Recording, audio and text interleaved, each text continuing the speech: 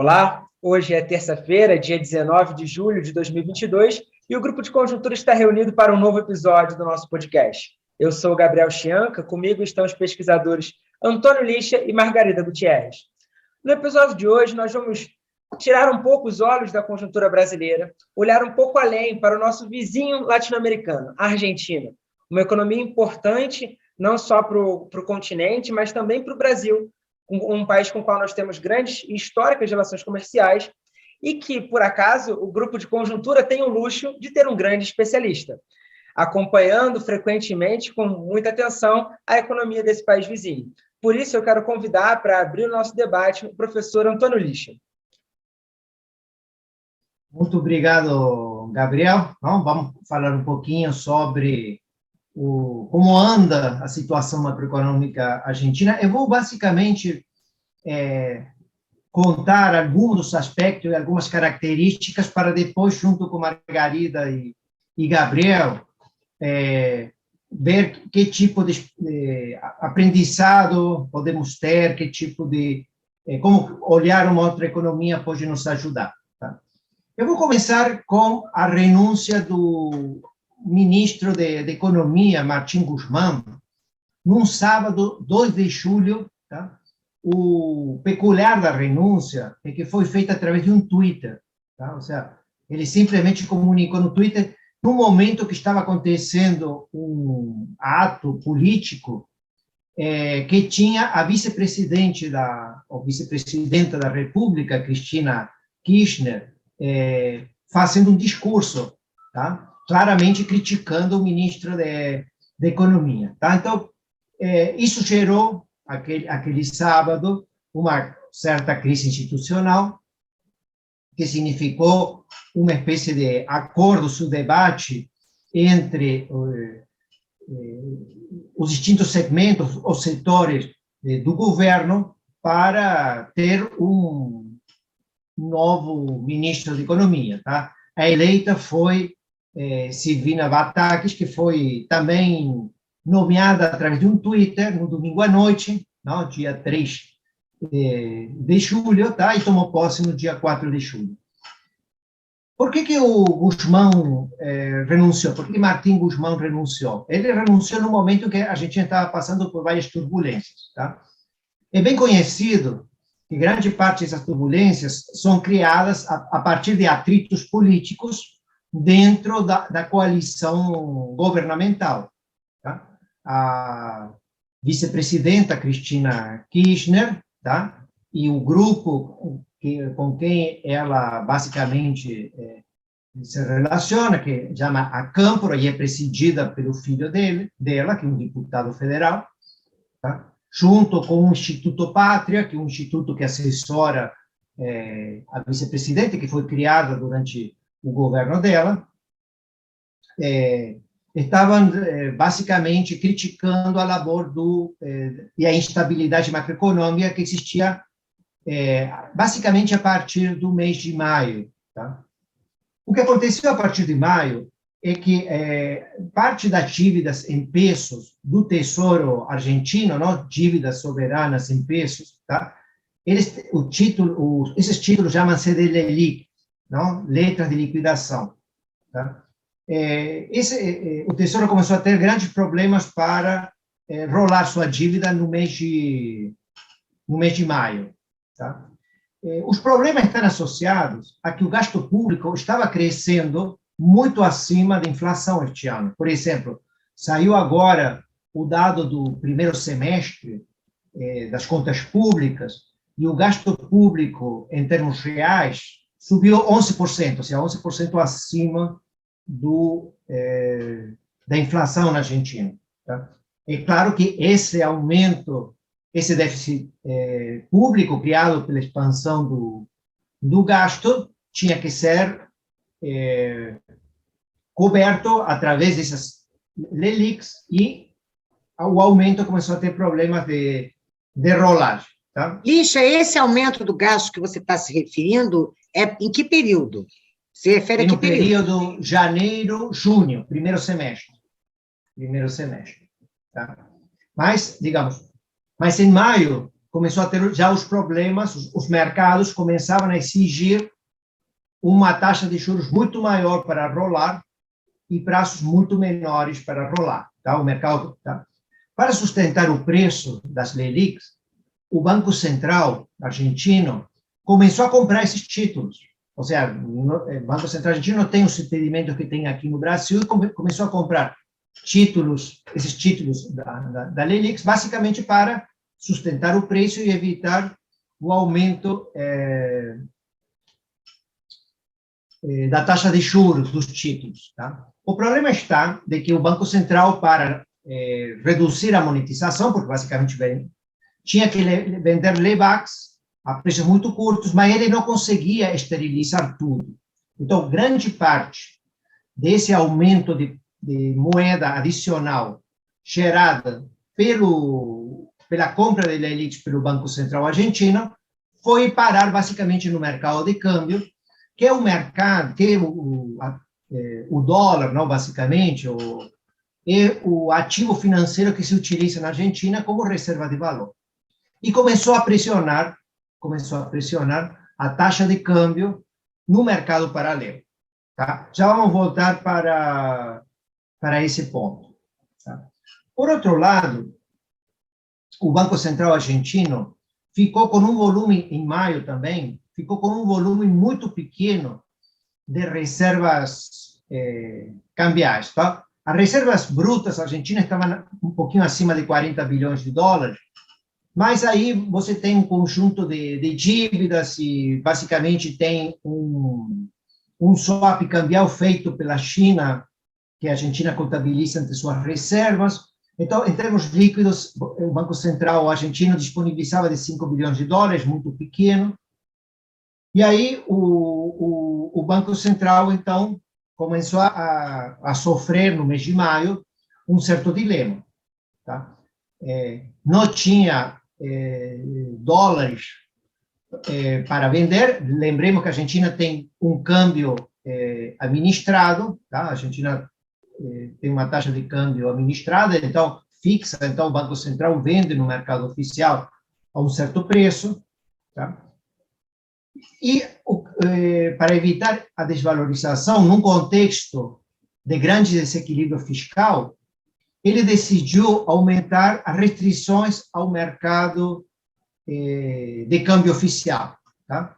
O nome que a gente coloca lá é cepo. Tá? O cepo, não, basicamente, basicamente um controle ou restrição às importações, com o qual começou a reduzir as importações, porque os importadores não tinham, ao câmbio oficial, dólares disponíveis. Tá? Então, você tinha no mercado de câmbio um dilema entre desvalorizar e aumentar os controles cambiais, que começaram a ter desabastecimento no mês de junho. Tá? E, por outro lado, se não fizesse isso, você teria que desvalorizar. Mas como estava aumentando a quantidade de moeda por causa de que o Banco Central não conseguia esterilizar todos os títulos que estava comprando para sustentar o preço, tá? O dólar paralelo continuou subindo. Tá? Só para dar um número de hoje, não? Ou seja, isso criou uma grande instabilidade macroeconômica, porque a gente começou a ter escassez de dólar, desabastecimento por falta de importações. Tá? A inflação no começo do ano estava num patamar de 3 a 4% ao mês, então, mas a partir desse momento, por causa da incerteza, começou a ficar entre 5% e 6% entre os meses de maio e junho. Então, você tinha uma inflação subindo, escassez de dólar, um mercado de dívidas em pesos, não? Que as LELIQs, que não estavam conseguindo ser rolado, um Banco Central que tinha que monetizar parte dessa expansão, estava pressionando. É nesse contexto que o Martín Guzmán não suportou as pressões e renunciou, além das questões políticas. Tá? Um outro ponto que a gente tem que destacar também é a situação da dívida externa argentina em dólares. Tá? Na verdade, a dívida externa argentina em dólares subiu muito até 2018, tá? Durante o governo de Macri. A gente levou um susto no mês de setembro, outubro de 2018, por causa de que a gente já não conseguia fazer os pagamentos dos serviços dessa dívida externa, e a Argentina foi para o Fundo Monetário em abril de 2018 e pediu um acordo stand-by, ou seja, a Argentina recebeu um crédito de 44,5 bilhões de dólares, e com isso, esse crédito do Fundo Monetário otorgou, em abril de 2018, a Argentina pagou o serviço da dívida externa em dólar. Tá? E com isso, a gente... Tá? É claro que o Macri não conseguiu a reeleição, tá? Perdeu a reeleição e subiu Alberto Fernandes. Alberto Fernandes decidiu, tá? Não aceitar os acordos do stand-by com o Fundo Monetário, o que significava que a Argentina poderia entrar em 2022 em default, porque já tinha que começar a pagar aquele acordo de 2018. Em 2022, tinha que pagar 22 bilhões de dólares. Tá? Quando, então, a gente chegou 2022 e a gente já entrava na possibilidade de entrar em default com o Fundo Monetário, a Argentina entrou num novo acordo com o fundo, tá? Organizado pelo Martín Guzmán. Esse acordo chama-se de facilidades estendidas, pelo qual a gente reestruturou a dívida com o fundo. Tá? E com o qual o vencimento de 22 bilhões de dólares deste ano, o ano que vem, você teria que pagar 20 bilhões de dólares, e assim e também no ano seguinte. Então, isso foi todo reestruturado. Tá? E com isso a gente conseguiu resolver a questão da dívida externa ou da dívida em dólar. É claro que a Argentina não recebe, não consegue, nem o governo, nem as empresas argentinas conseguem captar recursos no exterior. Tá? Porque, basicamente, aqueles 44,5 bilhões de dólares que o fundo emprestou já foram utilizados para pagar essas dívidas externas.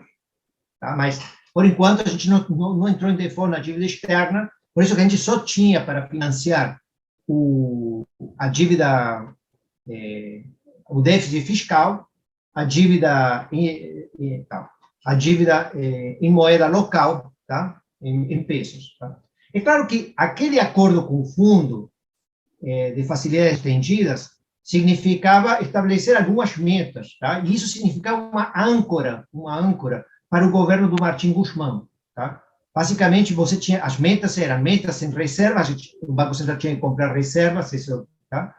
Um déficit fiscal, que para este ano tinha que ser de 2,5 bilhões 2,5 em percentual do PIB, desculpe, 2,5% do PIB seria o déficit fiscal deste ano, 1,9% o ano que vem, e 0,9% em 2024. Provavelmente, esse déficit a gente não vai cumprir, tá?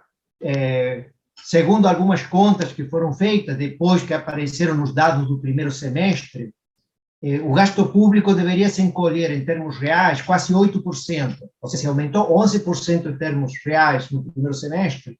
Para cumprir a meta, provavelmente você tinha que ter uma redução de 8% em termos reais, o que vai ser muito difícil de cumprir. E tínhamos também uma meta de inflação de 52% para este ano, que obviamente a gente não vai cumprir. Tá? A inflação acumulada em 12 meses está hoje em 64% ao ano, não? 64% em 12 meses, e ela está se acelerando. Tá? Especialmente porque, com a renúncia do Martín Guzmán, tá? E quando a Silvina Batak assumiu, apareceu um momento de incerteza que levou a uma grande remarcação de preços domésticos. Tá? Se espera que este mês de julho a inflação esteja por volta de 7%. E como existe uma certa inércia, devemos ter uma inflação também de 7% no mês de agosto. o que significa que devemos ter uma inflação acima de 90% este ano. Tá? Então, temos uma inflação se acumulando,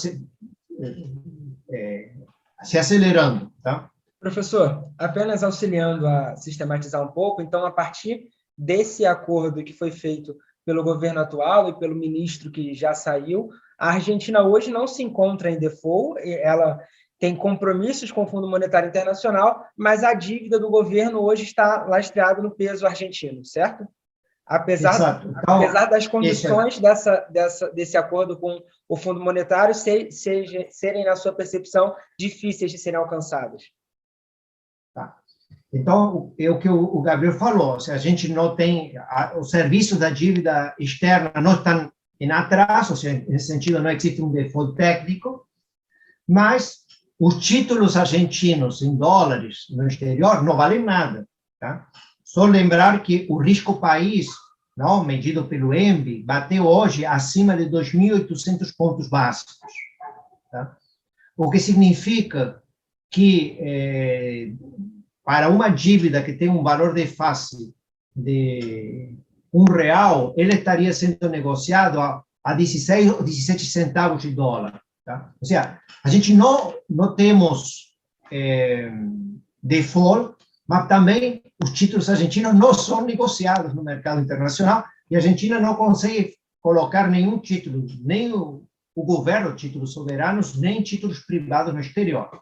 Tá? A gente está absolutamente isolado do mercado internacional. Tá? Então, temos esse ENBE, esse risco país em 2.800 pontos, significa que praticamente o mercado de títulos externos em dólar não, está totalmente paralisado.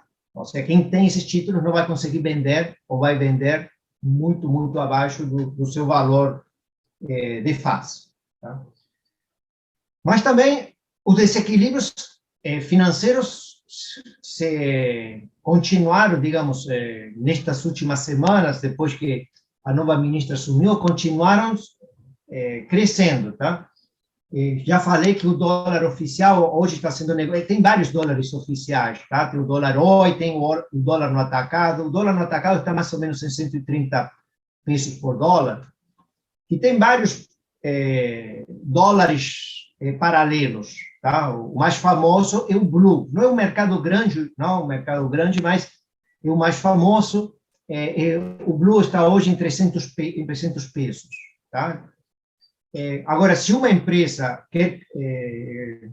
consegue, digamos, fazer alguma operação de arbitragem com o exterior e faz o que se chama contrato de liquidação, esse dólar está acima disso, está 304 pesos.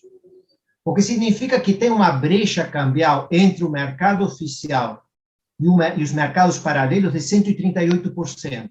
Hoje, 138%. Então, você tem um mercado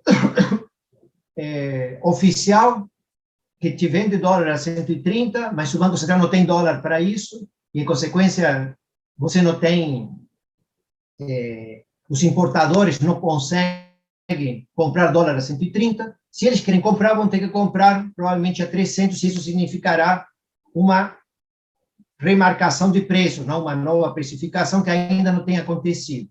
Tá? E que estamos ainda, digamos, a crise continua, mas por enquanto não tem nenhum, digamos, a brecha fica aumentando, mas por enquanto não temos clareza sobre se vai ser o Banco Central que vai aumentar a desvalorização do oficial e se aproximar do paralelo, ou se por algum milagre o preço do paralelo começa a cair e se aproximar do oficial. Mas, junto com isso, junto com essas distorções no mercado de câmbio, a Argentina tem outras distorções macroeconômicas importantes. Tá?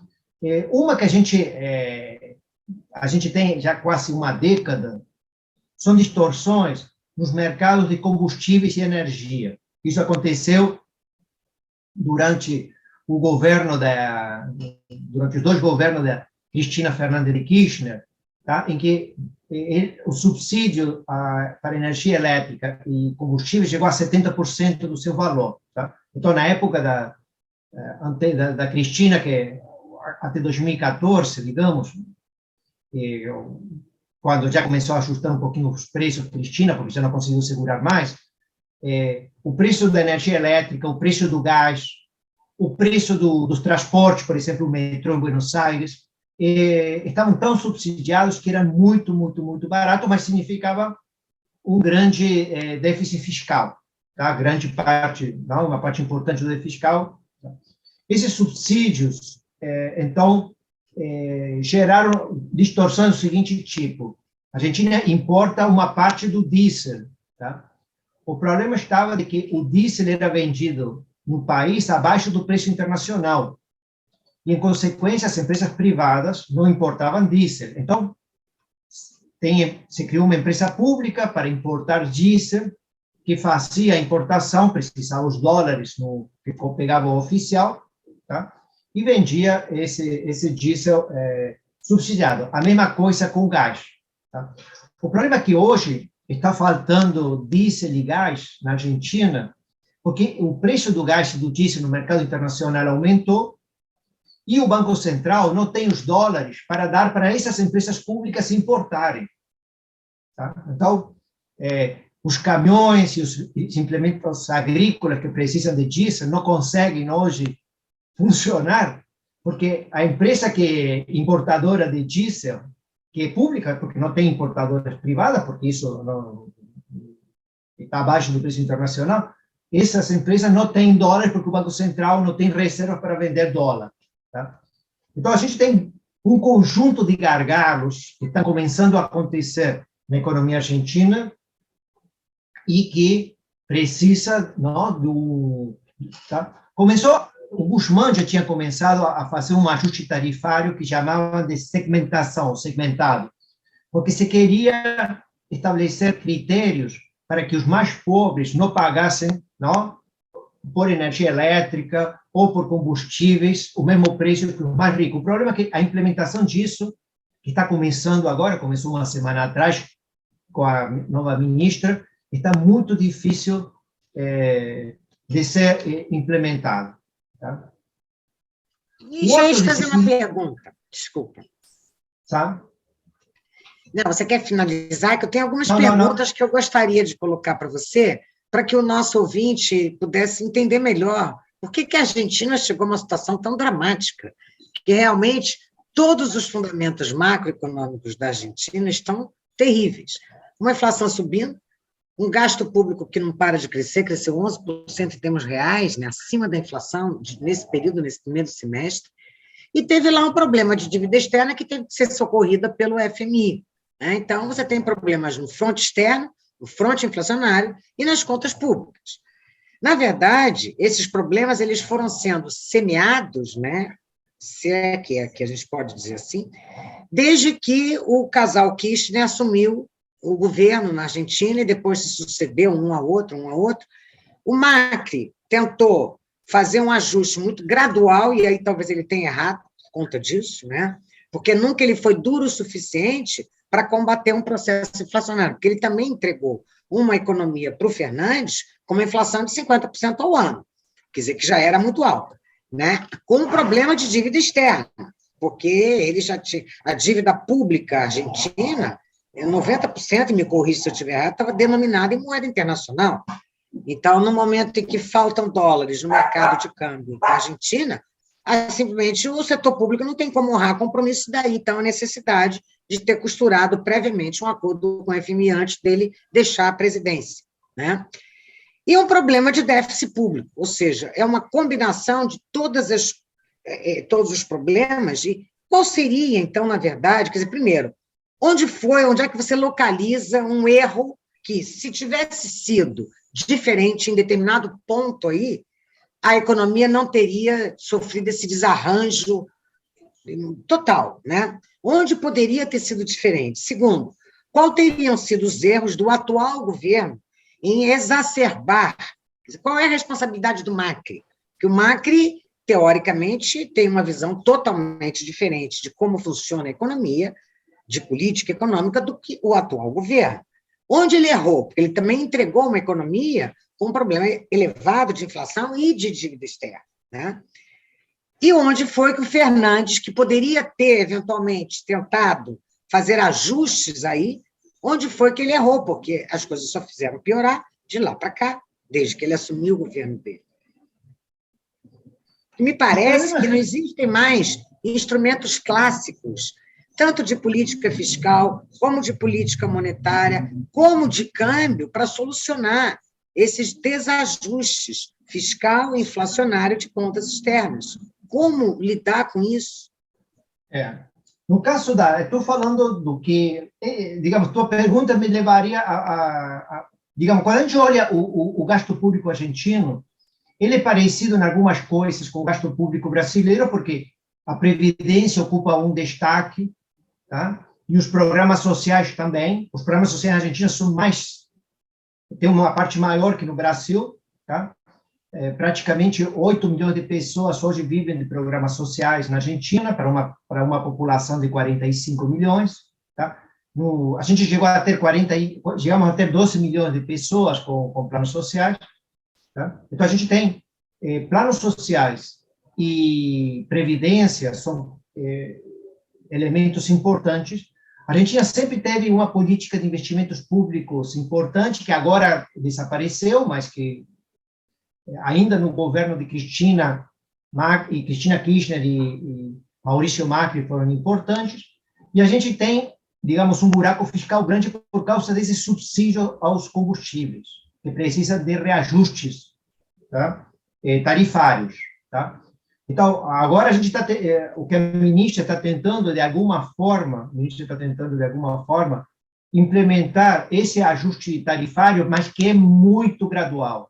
Está sendo muito gradual. Então, ele anunciou um imposto sobre imóveis, através de uma revalorização dos imóveis. Parece que a gente vai ter para o ano que vem, vai ser estabelecido um novo preço de imóveis e um novo imposto sobre imóveis. Tá? E o que Silvina Vastakis tentou dizer é que ela vai ter um enfoque administrativo. Isso é surpreendente, Margarida. Ou seja, ela diz assim, eu para controlar o déficit fiscal não precisaria de leis que mudem a previdência, que mudem a política social, que mudem as tarifas públicas, precisaria de um conjunto de leis. Mas como isso eu não consigo fazer, porque eu não tenho força política, eu vou tentar ajustar o déficit fiscal de forma administrativa. Então, só vou pagar à medida que entrar o dinheiro. O que é uma coisa difícil, porque governadores pedem dinheiro, não pedem suas transferências, os prefeitos pedem dinheiro, você tem que pagar as aposentadorias, você tem que pagar tá? E então ela fala assim, não, vamos juntar tudo numa conta única e só serão liberadas mas que partida vai liberar se você vai ter um pedido maior que não tem recursos? Por essa razão, ela não anunciou um programa, não se anunciou um programa, senão simplesmente que a administração do déficit fiscal seria feito dessa forma, eu chamo de administrativa, que obviamente não vai funcionar, porque vão ter pressões para ela, vão ter pressões, não, do contrário, não vai pagar aposentado, não vai pagar os planos sociais, não vão pagar o funcionalismo público, ou não vai pagar as obras públicas, e aí vai dar problema, porque... Tá?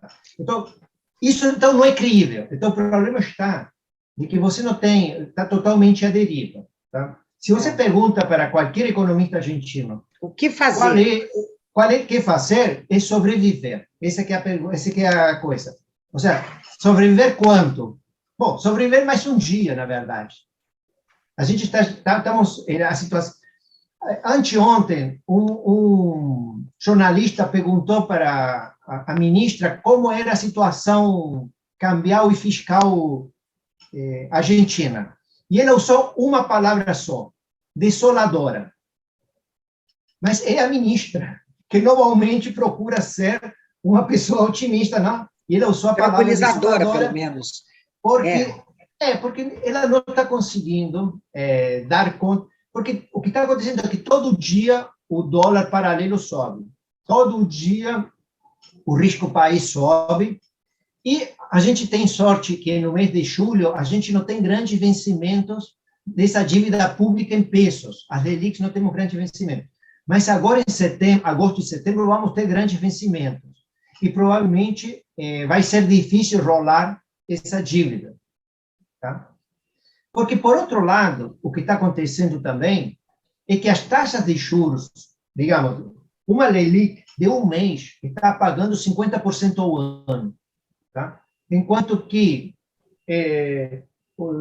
a inflação esperada para os próximos 12 meses está acima de 80%, 90%. Então, temos uma taxa de juros real muito negativa. Ou seja, a Argentina, além de todos os problemas que Margarida está colocando, a gente tem taxas de juros reais, com uma inflação que está se acelerando. Lembre que no começo do ano a inflação estava 3% a 4% ao mês, e agora no mês de julho e agosto vai estar em 7% ao mês. Tá? Então temos uma... A impressão que a gente tem é que aqueles instrumentos clássicos de políticas macro para combater esses desequilíbrios já não se colocam mais para a economia argentina, e um ajuste fiscal tenebroso teria recomendado, mas que não tem a menor chance de acontecer, e uma inflação que não vai parar de subir aí por um longo período. Tá. Só para comentar o estranho mundo que a gente vive na Argentina. Quando a gente olha o nível de atividade, do primeiro semestre na Argentina, não vai ser tão ruim assim, não. A Argentina cresceu em 2021 10%. É claro que tinha caído nesse patamar em 2020, tá? Mas a Argentina entrou no começo de 2022 com um forte impulso econômico, tá? Tanto é que hoje saíram dados da indústria do mês de maio, é claro que um pouco antes da turbulência que estou contando no mercado de dívida pública com Martín Guzmán, tá? Mas, de qualquer forma, quando a gente olha até maio, a indústria cresceu 12% ao ano. Tá? E quando a gente olha a taxa de desemprego na Argentina, ela está em 7%, está abaixo da brasileira. Então, a gente não teve, apesar de todos os desequilíbrios, é claro que a inflação, acelerando do jeito que está criando muitos pobres que não estão conseguindo acompanhar com o seu rendimento o aumento dos preços. Isso sim, então a pobreza está subindo.